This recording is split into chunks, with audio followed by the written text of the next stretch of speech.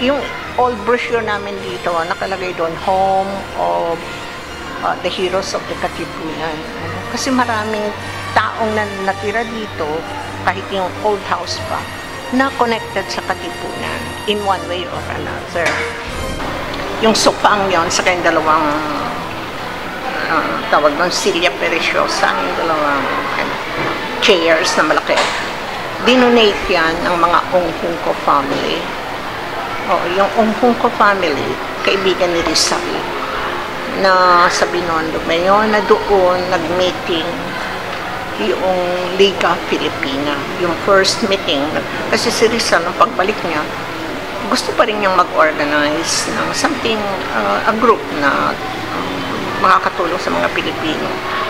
Naisipan niyang mag-form ng group, ang tawag niya La Liga Filipina.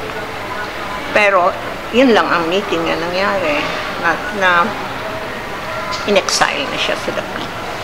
Yung, nakita niyo yung, tawag doon, Parisian life. Oo, andun si Rizal, nakatalikod, andun si Ariston Bautista, at andun si Juan Luna. Right after na paint yan, bumalik na nga sila dito sa Pilipinas. Si Ariston, hindi naman member na kasi huli na yung Katipunan. Sila yung mga nauna, yung propagandist, sila Rizal. Si Ariston, bumalik din, napreso siya sa Port Santiago. So, itong bahay na ito, yung memories na lang siguro.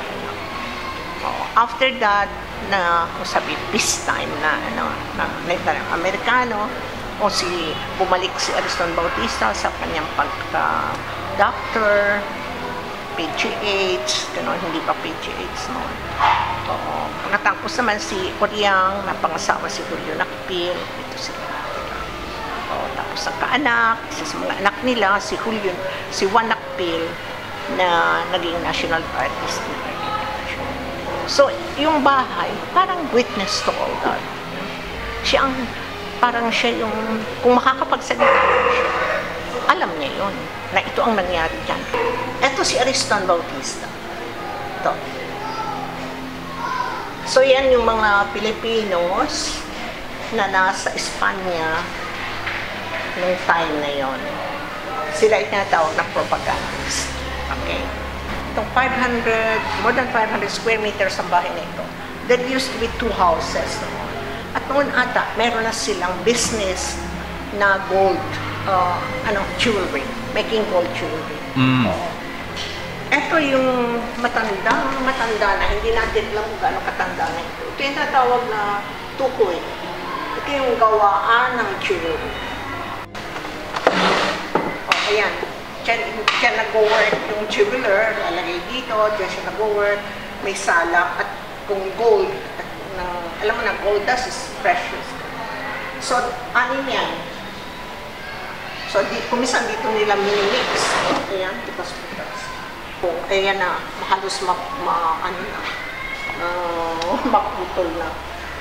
So, ayan. So, matanda na sila dito sa Quiapo. Gumagawa sila na jewelry. Yung painting na ito, yung gawa siya ni Juan Luna. Rinigalo siya kay Ariston Bautista. Si Ariston Bautista, maraming kaibigang artist. Ito yung tinatawag na Parisian life.